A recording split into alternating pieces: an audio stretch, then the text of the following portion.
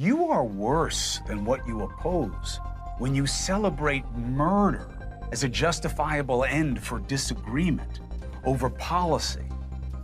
That's what he doesn't get. This is not a policy disagreement. This is a morality disagreement.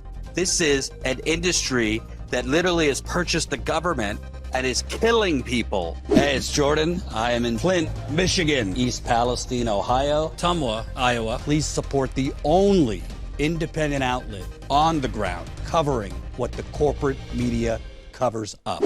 Hey, it's Jordan with Status Coup. We are now day 3 of the manhunt for the killer of UnitedHealthcare CEO Brian Thompson. And the media is shocked and aghast that millions of Americans don't seem to mind this man was murdered. I don't think people are jumping for joy and calling for outright murder of CEOs, but obviously the responses on social media, which we showed you several of them yesterday, have pointed out that this is an evil, evil industry that is killing far more people than this man, Brian Thompson. Before I get to CNN and others' shocked reaction to the outcry against the insurance companies, I want to show you the insurance companies and major pharmacies are now basically hiding who runs their companies. CVS pulls executive photos from website amid manhunt for UnitedHealthcare CEO killer. UnitedHealthcare also removed its leadership page. Now, again, I sucks I even have to say this, but I'm not calling for, vigilante justice or people to go out and, start shooting at CEOs. But also, these companies now have to hide their leadership. Maybe that's a problem. Maybe you should wonder, wow, we can't even reveal to the public who's screwing them. Of course, I understand the sentiment of wanting to protect your employees, but isn't that kind of at the core a 5-alarm fire that we need to protect the leadership of our companies because people hate us so much for good reason? If you didn't see this, in the bullet casings of those bullets that killed Brian Thompson, the words delay, deny, and possibly deposed appeared on shell casings and bullets recovered from the scene. You don't have to be an expert to know what that would mean. Obviously, this killer, who has not been caught, so we don't know the full story, either directly had healthcare coverage delayed or denied, or it happened for someone in their life that they loved. We don't know if that person died. This person will likely be caught at some point, so we'll know more then. But clearly this was motivated. But the folks at CNN and elsewhere, they don't seem to want to focus on, hey, maybe we need to reevaluate why we have this totally evil, immoral, unnecessary middleman denying people basic human rights. They want to be kind of the civility police and basically, give a good old spanking at people laughing or applauding the murder of this CEO.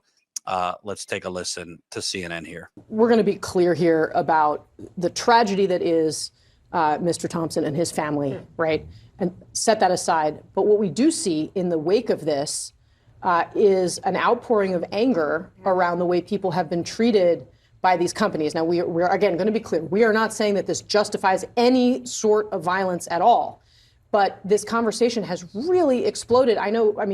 My family's talking about it. Absolutely, mine is too. Of course, vigilante justice is not the answer to the problem. So let me correct it for you, CNN.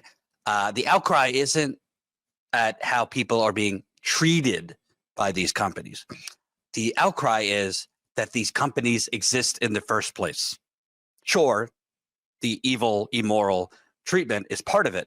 But the outcry is that when unexpected, in many cases, life or death health threats are posed to working people, people who obey the law, people who pay their taxes, they have to go through this bureaucratic, for-profit traffic cop to get coverage that could save their lives or prolong their lives.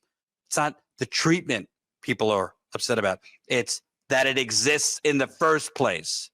They just don't get it, though. But what I should say is, and this incident and the reaction to it ought to be a wake-up call to this industry, which has, there have been many big, really good investigative pieces about UnitedHealthcare in particular, and the issues that their customers have in getting the healthcare that's promised, getting the responses promised. And if it's not it's not a wake-up call to the industry, it certainly will be to Congress, and they are going to have there will be laws. In a CNN story that was just published about this, they note that a Facebook post that was put up by UnitedHealthcare expressing sadness about the CEO's death, it received 62,000 reactions.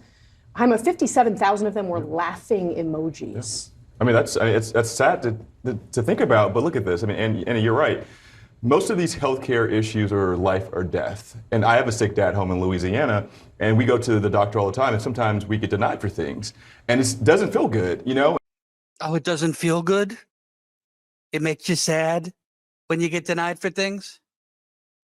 I'm going to venture to guess most of the people on this panel have pretty solid health insurance. The anchors of CNN definitely do. I'm going to venture to guess most of the people on these panels, their deductibles aren't that high or unreasonable, not that they should exist in the first place, that if they've had surgeries, it's mostly covered, that they're not getting, massive surprise billings, and that they're not on the phone for hours at a time trying to get approval for, let's say, surgery for cancer. Just going to throw it out there. It's my strong guess. How would I venture to guess that?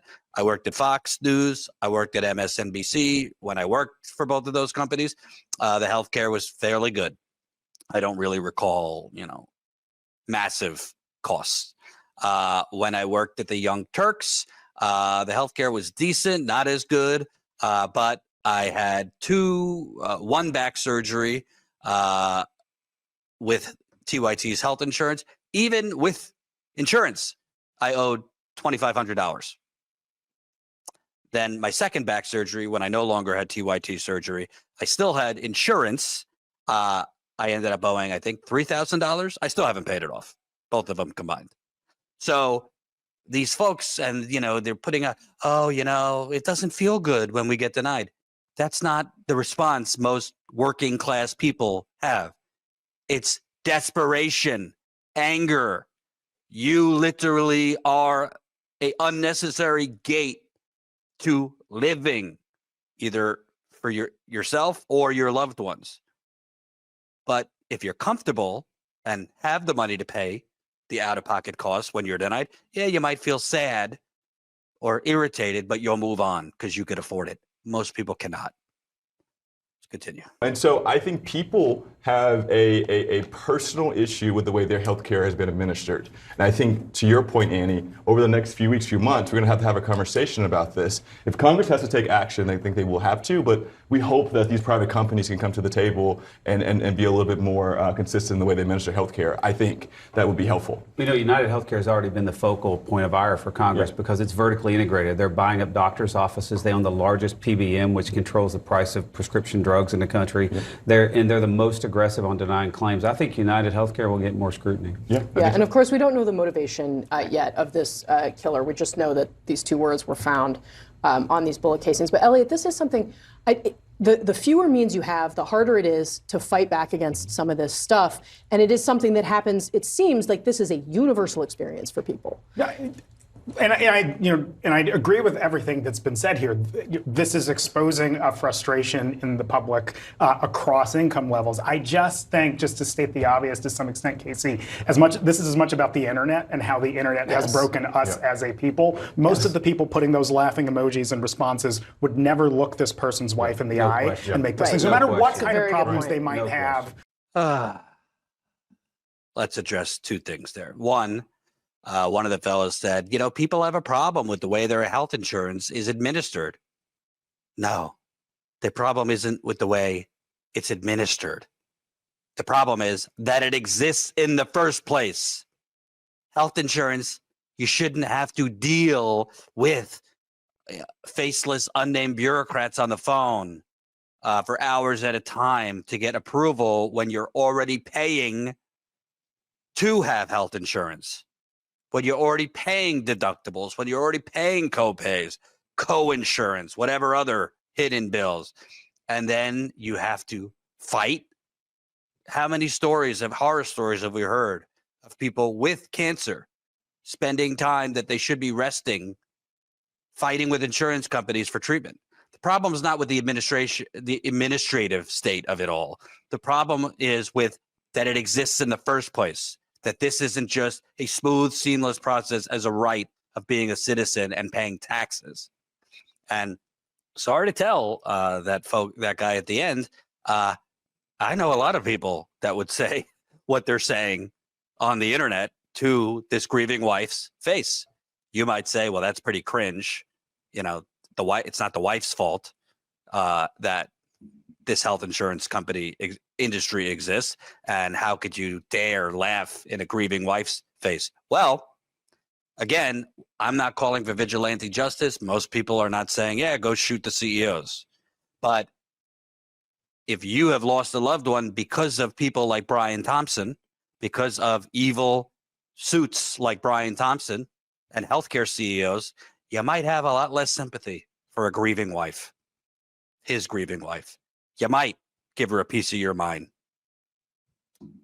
That's not all people, but I don't think it's the internet that broke us. I think it's capitalism that is breaking us. I think it's a government that has literally sold itself to the highest bidder, i.e., we live in the United Corporations of America. But there is more of this. Let's go over to Chris Cuomo, former CNN anchor, now at News Nation. He was not a fan of this kind of attacks on the health insurance industry in the wake of the murder of Brian Thompson of UnitedHealthcare. What is the reaction to this? To me, it's the biggest surprise. I get not liking insurance companies. My family is sideways with one right now. But these tweets that came out about this, I'll get to them in a second. Don't put them up yet. What does history tell us about when things like this happen? CEOs are killed very rarely, okay? When it does happen, it is usually for political purposes. Like when? In this country, I can't give you any examples until this one. But in France, French businessman Georges Besset, assassinated by anarchists after mass layoffs at Renault, the big car manufacturer. German businessman Hans Schuyler, kidnapped, murdered by radical communists. Okay? Now, still gray, but here's one thing's for sure. There are a lot of people who are happy about this. Yes, hiding in the nice anonymous dumpster fire that is Twitter. But show these tweets celebrating his death. Even people who call themselves journalists, Ken Klippenstein and Taylor Lorenz, tweeting about how bad a man he was the day he died.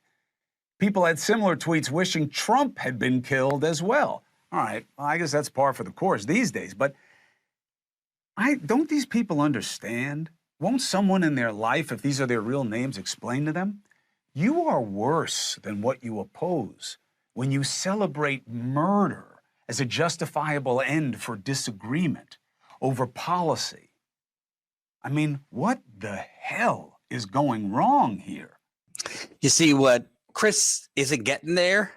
And by the way, when he says, my family right now is sideways with one insurance company. Oh, your family where you have a net worth of $12 million? Well, I'm sure you're very sideways with whatever's going on with your family and the insurance company. If they deny Chris Cuomo or his loved ones for whatever treatment, I think they'll be able to cover it. Don't you think? With a net worth of $12 million, might be higher than that because he sued CNN and I believe is still being paid out his exorbitant contract from CNN. So spare me about your family struggles with the insurance companies. I think most other people have actual struggles with the insurance companies. But at the end, when he says, you're celebrating the murder of someone, over a policy disagreement. That's what he doesn't get. This is not a policy disagreement. This is a morality disagreement. This is not just a policy where, hey, you agree with, this is the policy. You say you agree with lower taxes. The other side wants higher taxes to fund things. That's a policy disagreement. This is an industry that literally has purchased the government and is killing people and shortening their lives so that the industry and its suits like Brian Thompson could buy more yachts. That's not a policy. That's a fundamental issue of what kind of country are you? What kind of system are you? Are you one based on humanity, providing for people? That's what rich fucks like Chris Cuomo don't understand. I want to show you one more clip. Again, we, Status Coup, are one of the few outlets that actually do on-the-ground reporting, and it's expensive. Please support us, statuscoup.com/join. Here is coverage we did at a protest a few years ago against these soulless healthcare companies that are killing people. This is just one example. There's many more, but I want to show you this poor woman. Her story really stood out to me. So you could kind of see these are the people Chris Cuomo and CNN are not having on air. Been on and off Medicaid my entire adult life. I've had symptoms including chronic migraines, shortness of breath, fatigue, insomnia, and cognitive decline since I was 3 years old. Nobody could explain why I had these symptoms, and medical professionals did not believe me when I said I was experiencing these things. After fighting for 20 years, I was finally diagnosed this past October with neurocardiogenic dysautonomia. Basically, this means that the things my body's supposed to do automatically to regulate itself it doesn't do it. I have chronic insomnia that started when I was just a toddler. I remember getting in trouble for not sleeping almost every night during primary school. I remember I eventually got onto a medication in adulthood that allowed me to get some sort of sleep. But 5 years ago, my Medicaid managed care plan through UnitedHealthcare got moved over to UnitedHealthcare. UHC said that the sleep medication I'd been on for years to manage my chronic and severe insomnia wasn't covered. The only alternative they suggested to me was a medication meant for those with acute onset of insomnia precipitated by a traumatic event that's expected to last no longer than 5 to 7 days, which is fancy speak for people that are suffering short-term insomnia due to something bad that just happened to them, and it's not supposed to they're not expected to have sleep disturbances for any longer than a week. The manufacturer's website for the drug warned that it's absolutely not to be used for any longer than 1 week. But the person I was speaking to at the insurance company didn't want to hear it. Without medication, I will go days without being able to sleep. These companies have so many of us convinced that because we struggle to pay for healthcare, that we're the bad people, that it's our fault that we're suffering. They're counting on our shame to keep us silent. But I'm here to say that I won't be silent anymore.